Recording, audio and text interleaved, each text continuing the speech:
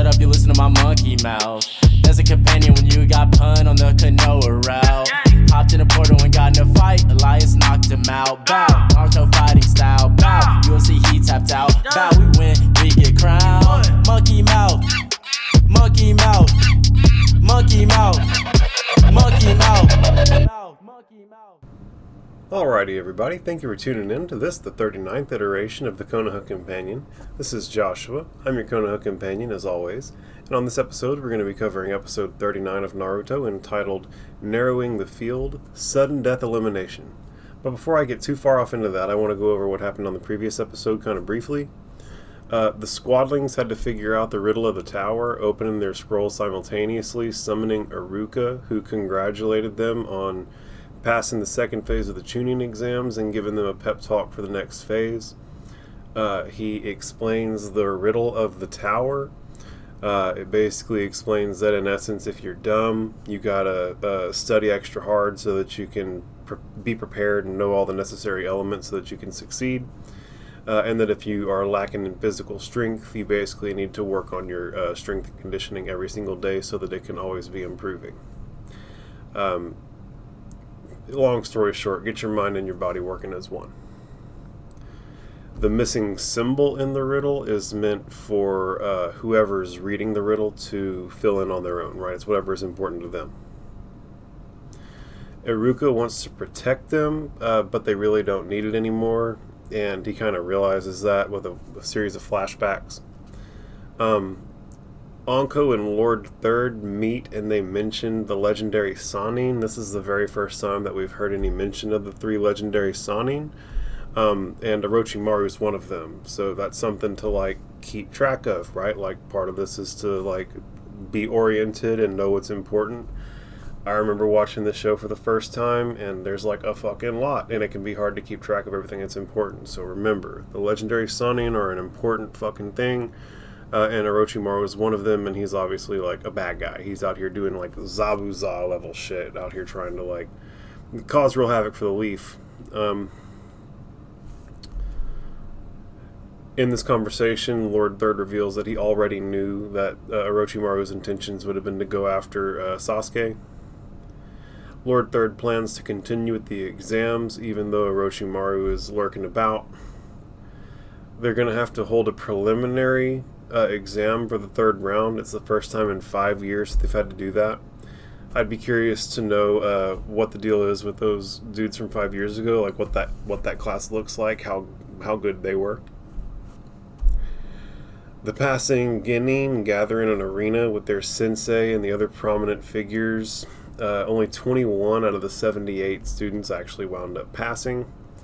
All rookie 9 from the Leaf wound up passing. Ino Shikacho, the Squadlings, and Team 8, and also Team Guy and Team Kabuto, Team Dosu, and the Sand siblings all wound up passing. So that's 7 teams, 21 ninja.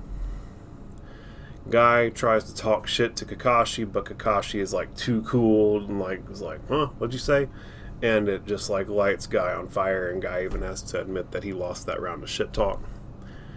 Lord Third explains that the exams are really there to show off the strength of the nation.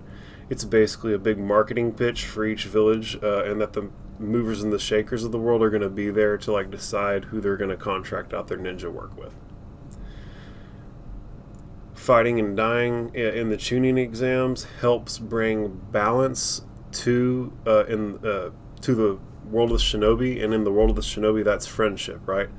So, fighting and dying for the sake of the attainment or preservation of balance is friendship in the shinobi world. That's like some heavy shit that the Hokage just said, and it might be in like your best interest to remember that, because this might be something that comes up several times throughout the series, right?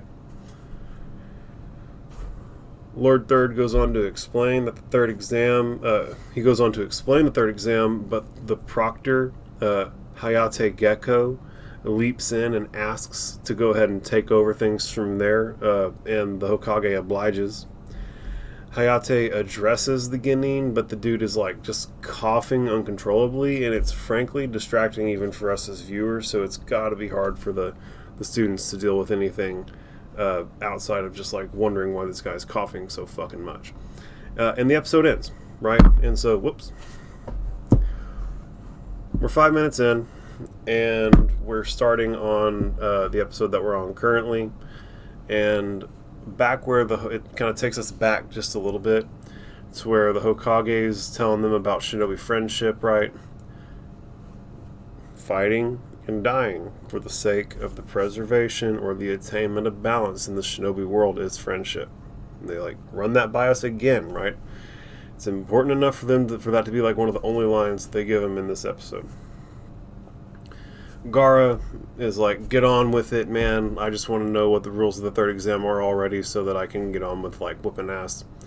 The Hokage obliges when suddenly the proctor of the third exam, who's revealed to be Hayate Gecko, leaps in and takes over. He addresses the students, but he has a terrible cough, and it's obviously really distracting, as I just mentioned. And he goes on to explain that they're going to have a preliminary exam, and as you can tell by the title of the episode, it's going to be a sudden death elimination. When the students ask why, he explains that maybe the first 2 rounds were too easy, and that they have to reduce the number of candidates, and the rules say that they can hold a preliminary exam during any round to reduce the number of candidates. Basically, they're not used to dealing with this many potential Jonin candidates, so instead of, and it would typically mean that the tests weren't hard enough, and that like shinobi who really shouldn't be getting passed through to the level of Jonin are that close to getting passed through, and so they're going to go ahead and just cut this field in half and let the baddest of these 21 go and race to the top and see who the best really are at this point, because they're not buying that there's actually 21 ninja who are deserving of being Jonin at this point. They think it's probably not realistic that many people are really going to be Jonin, so they're just going to go ahead and nip that in the bud. He gives anyone who wants an opportunity to bow out of the preliminary exam because it's going to start immediately. Everyone kind of groans and has their own gripes when Naruto kind of gulps nervously and the title slide comes in and Naruto reads, "Narrowing the field, sudden death elimination." Hayate continues that it'll be one-on-one sudden death elimination fights. When suddenly Sasuke's curse mark starts acting up and Sakura pleads with him to drop out. Naruto questions internally about the mark. I don't think that at this point Naruto is actually aware of Sasuke's mark. This all happened while he was knocked out. Remember, right before Orochimaru bit Sasuke, Naruto got smacked by the giant snake and got slapped up against a tree and got knocked out. And so, I guess they... stuff happens off screen, and it might have been an incorrect assumption to think that they told Naruto about the mark, because obviously he's like, the mark, and he's a little confused by it. So, I think it's safe to assume at this point that he's not fully aware of what's going on with Sasuke or even the curse mark at all. It flashes us back to Orochimaru giving him the curse mark and asserting that Sasuke will speak to him, will seek him out on his own in pursuit of greater power. Which again, remember how Orochimaru went in and like judo through Sasuke in his psyche and has this full thinking that he needs to seek power out because he's not strong enough on his own. Hiruzen spots this and asks what they should do. Like he poses the question to the Jonin what they think they should do about Sasuke. Anko says lock him up in order to control the seal. Kakashi basically says nah and like asks if they really think that Sasuke will even agree to that, and like points out that he is an Uchiha, which I guess Uchiha clan members are less likely to like be subservient to authorities. I don't know, but like just whenever he was providing a reason as to why Sasuke might not agree to it, it's because he's an Uchiha type shit. So there's something to like the Uchihas being a particular type of way. Anko asserts that Sasuke is a danger to everyone, and as he gets stronger, so too will the curse mark. She explains that the curse mark is a forbidden jutsu that devours whoever it's on, and that Sasuke should be dead by now. Which begs the question, just how strong is Sasuke, right? This curse mark should have killed him by now, and instead of it having killed him, he's still like standing and like ready to go and fight in a one-on-one elimination fight. So Sasuke is a fucking badass, man, is like the long and short of it. Sakura continues to plead ever more desperately to get Sasuke to stop, and even threatens to tell the superiors about the mark. I think it's funny that they are unaware of the Jonin's awareness of the circumstance. Suddenly, Kabuto Yakushi, old gray hair with glasses who helped the squadlings, who actually turned out to be a spy for Orochimaru, raises his hand and bows out of the competition. He gets dismissed, and as he's leaving, Naruto confronts him about why he's quitting. Kabuto, obviously lies, and he explains that he hasn't had, I don't know if this is actually a lie or not, or if this is just something made up, but he explains that he hasn't had hearing in his left ear since he was hit by Dosu's resonating echo speaker attack at the beginning of the tuning exams. Oh man, earlier I said that these guys were trying to be Jonin. They're trying to be Chunin, excuse me. I'm a step ahead. These guys aren't trying not to be Jonin right now. Don't fucking listen to me. This is the tuning exams, not the Jonin exams. The fuck am I thinking? But either way, you guys will forgive me, right? I'm certain you'll roast me in the comments or whatever. I love you guys. But he goes on to explain that he doesn't have any hearing in one ear, and that just basically being made to put his life on the line immediately after all that time in the forest without even so much as a break is just too much. He's not going to do it. And Gaara looks on him and thinks, pathetic. Gaara's a fucking freak and just only values strength or something. Evidently, it's not whatever Kabuto possesses at this point. That's for sure. The Hokage recognizes Kabuto as someone who has quit in the past, and like this raises like big stinky hippo eyes for the Hokage. It turns out he's failed 6 times in a row. He told us this already, but like Anko is like flipping through his file and tells the Hokage. Hokage asks for what info Anko has on his background, and basically everything that their data shows is that he's extraordinarily average. It took him 3 tries to pass the first graduation to become a Genin, and he's only had 2 C rank and 14 D rank missions. It's all just like very mediocre, nothing to write home about. It also turns out that he's an orphan who's the only survivor of the enemy side that was found after the Battle of Kikyo Pass. And he was brought back by a sympathetic medical Jonin.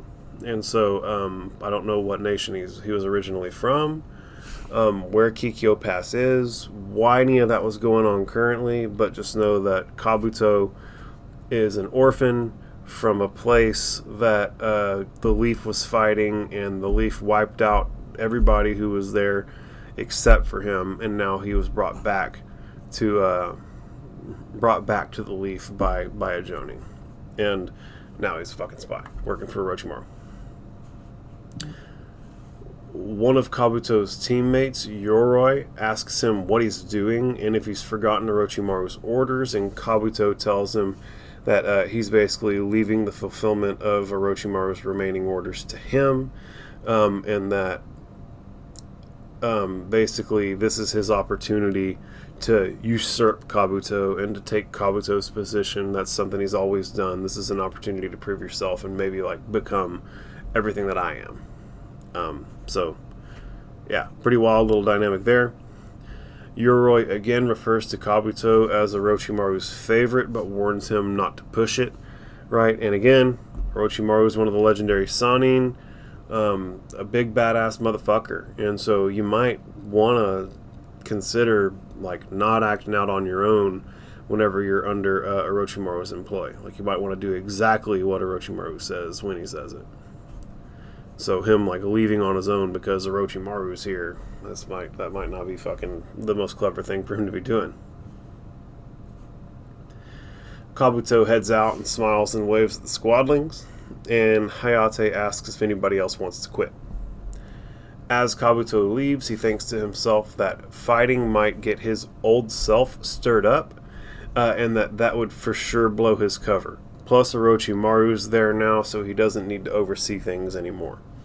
And I'm curious what he means by his old self, right? What does that mean? What did he used to do? You know, he's already a fucking dickhead spy. Why does he get worse? You know, well, I'm curious at this point to really see. And hopefully we will see. And I mean, he does go on to say that he's going to save his fun for when he meets Naruto and Sasuke again. So, like, there's some foreshadowing here. He's expecting to see these two again. So I think we should expect to see him again. And we should expect to see him interacting with the squadlings again in the future. At least per the way they're, like, foreshadowing things currently. Sakura goes to raise her hand, but Sasuke legitimately, physically stops her from doing it and tells her not to even think about it. He tells her that what he's doing has nothing to do with her, and that it's way more important to him than some exam, and that he then reasserts that he's an Avenger, and he asks, "Am I as strong as I can be?" That's all that he really wants to know, and the only way for him to A, find out if he is as strong as he can be, and B, to become as strong as he can be, is by fighting the strongest. And it like flashes back to Gaara, Rock Lee, Neji, and Dosu. So these are the people who he thinks of as strong amongst his like peer group. Naruto calls him an idiot and explains that Sakura is only doing what she's doing because she cares about him, and that he's basically a moron for not understanding that. Sasuke kind of abruptly interrupts him and tells Naruto that he's one of the ones that he's looking forward to fighting the most, right? Which is, again, another acknowledgement of Naruto by Sasuke, a member of his peer group, right? Out of everybody in his peer group, Sasuke's definitely been like the first one to accept him. Period. No one else has been any type of buddy with Naruto, really. I mean, even Sakura is kind of like ugly to him at points. I mean, she's tried to come through. She's tried to come through with him since the end of the Land of Waves arc. She's been much more Team Naruto, but Sasuke had become Team Naruto during the middle of the arc, so he was literally first.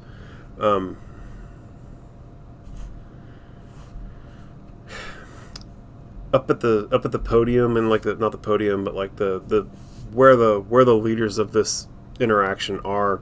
The Hokage decides to let it roll and to just keep an eye on Sasuke, and that they'll step in if it gets out of hand at all. Anko doesn't like it, but agrees to it. At this point, Hayate tells the students that they'll all fight in one-on-one matches, and that this is not an exercise, and that these are real fights, and that the fight is over when someone dies, concedes, is rendered unable to continue, or if the proctor steps in and stops it, if it's like obviously a one-sided fight and there's no point in it going on. But there are no rules beyond that. Winners advance, and we're getting it going now. There are panels on the wall, and the names of the participants, chosen at random, appear there before each fight. The first two opponents are Yoroi Akuto, which is Kabuto's teammate with the black lenses over his eyes, the one that like looks clearly evil, versus Sasuke, our boy Sasuke. He's gonna be like the first fucking fight. How dope! Sucks that he's got his curse mark stuff going on, but it's our boy. We're gonna get to see him fight. It's gonna be a fun time. I'm here for it. They're told to come forward, and everyone else goes to the upper level so that they can have like a clear battle space.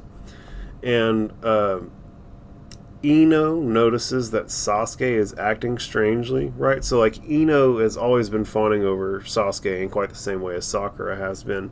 That's one of the catalyzing thing that's created their lifelong rivalry.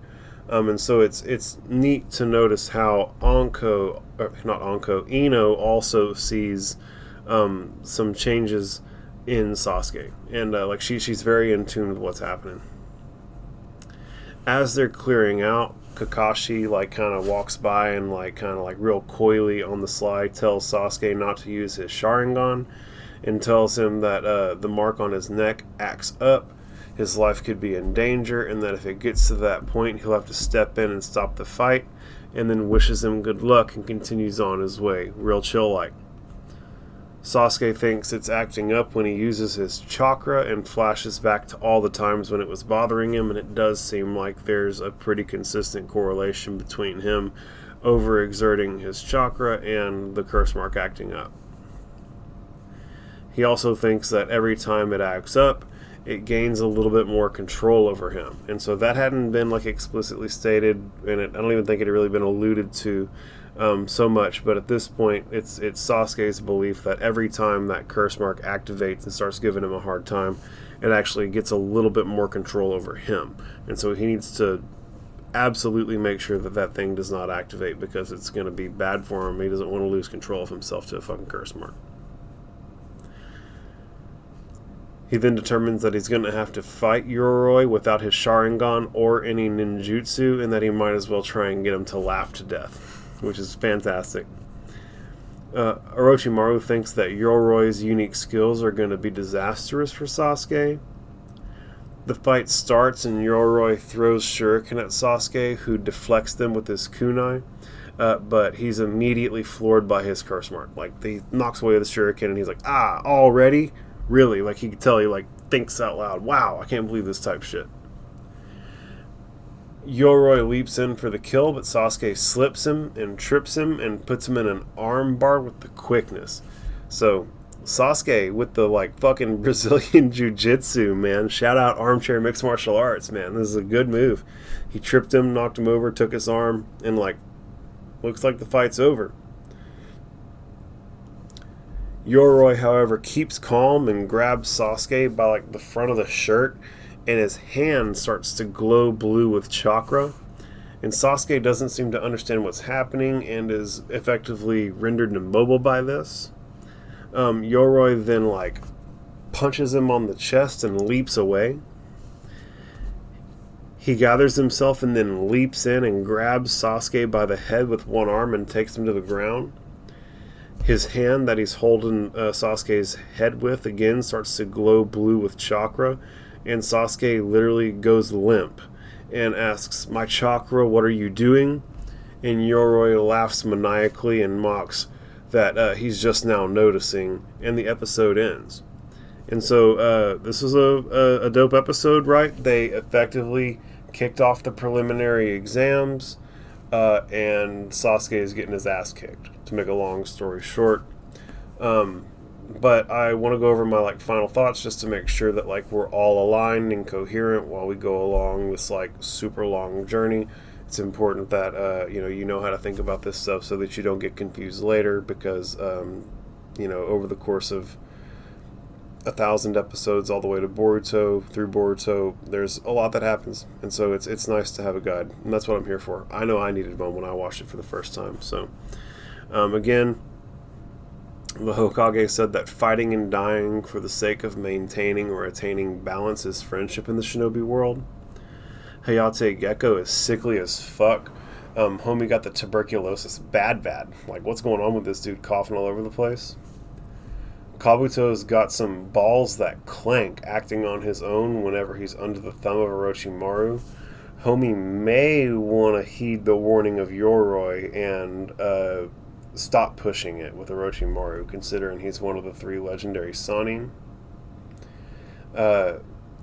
He is, however, a super slick liar for the way that he handled Naruto questioning him on the way out.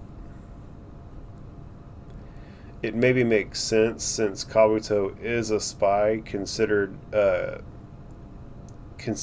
the leaf destroyed his home and kind of like brought him here as an orphan of war. I think that it's probably pretty fair to say that there's like some resentment of the leaf on the end of Kabuto, and so you resent the leaf, you start supplying information about the leaf to the enemies of the leaf for the sake of getting vengeance. I can see how it happens, but they haven't determined any of that yet. We're gonna see. I might be full of shit. Hiruzen's spidey senses tingled like a motherfucker whenever he recognized Kabuto as someone who'd quit multiple times before.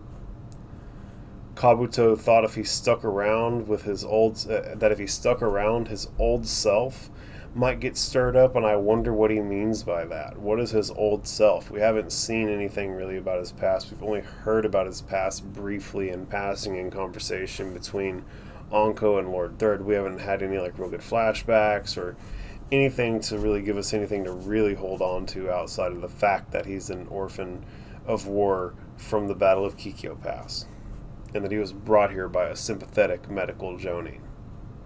Which again, they're a medical ninja, right? I don't know if I like clarified that, but like there are different roles. You know, there's sensory ninja.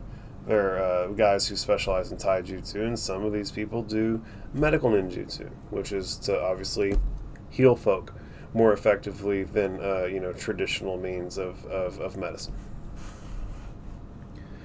Our girl Sakura really cares about Sasuke. And good on Naruto for recognizing this and sticking up for her whenever Sasuke was kind of ugly to her about the way that she was getting involved in his affairs. Sasuke is a gangster. This fool doesn't even care about becoming a Chunin. All he wants to do is find out if he's as strong as he can be. And the only way to find that out / achieve it is by fighting the strongest. And again, it's like the Rock Lees, the Nejis, the Dosus, the Narutos of the world that make his little list. I think I might have missed one, but oh well.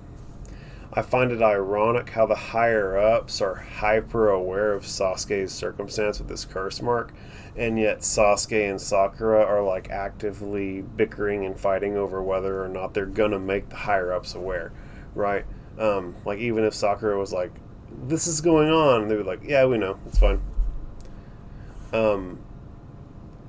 Crazy that Anko is adamant that the curse mark should have killed Sasuke as they consume those who are afflicted by them. And yet here is Sasuke fighting. How tough is this dude for real, for real?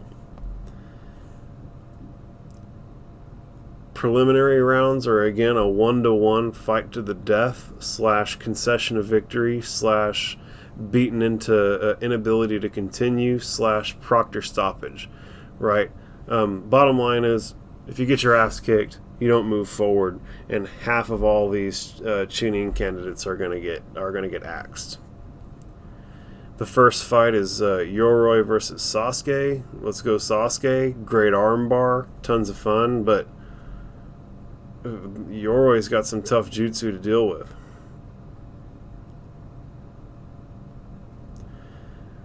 Kakashi warns Sasuke not to use his Sharingan or overdo it lest he leap in and stop the fight, and the curse mark acts up. Sasuke can't use his Sharingan or any ninjutsu to avoid the curse mark acting up. Remember, the curse mark is acting up whenever Sasuke is using too much chakra, and every time the curse mark activates, it's gaining more control over Sasuke. And as Sasuke becomes stronger, so too does the curse mark. And this is all stuff that kind of got relayed to us by Anko, which Anko has a curse mark. It's crazy that Anko, as someone who's survived the effects of a curse mark from Orochimaru, she's the one that's like really going to bat to like lock Sasuke up. You'd think that she would be the one who would believe in him, considering the success that she's had, having been given a curse mark previously. I love that Sasuke busted out the Brazilian Jiu-Jitsu whenever like all else failed, and but at this point Yoroi's whooping that ass, and he's it would appear as though he's like sapping Sasuke of his chakra, right? Like he's grabbed him, and now Sasuke like is going limp and doesn't have the strength to fight. So you would think that he's pulling his chakra out, but we're gonna see, right? I'm certain that in the next episode they're gonna give us some clearer determinations about exactly what's happening. But with that, I believe I can put a pretty good bow on this one. It didn't go as long as most of the other episodes, but not a whole lot happened. I mean, again, in essence, they picked up in conversation where the proctor of the third exam, Hayate Gecko, leaped in and took over from the Hokage, and they basically explained the rules. They showcased some drama between the students. Kabuto dipped out because he doesn't feel like it's necessary for him to be there anymore.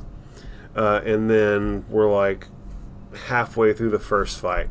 And so that was, I was able to say all that in like a matter of 30 seconds. So not an incredible amount of stuff happened, but we're getting to see Sasuke fight.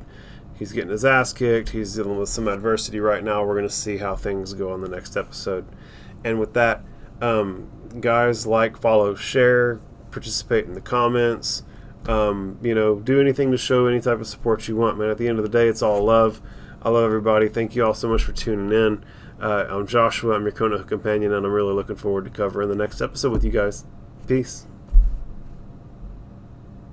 Monkey mouth, monkey mouth, monkey mouth, monkey mouth.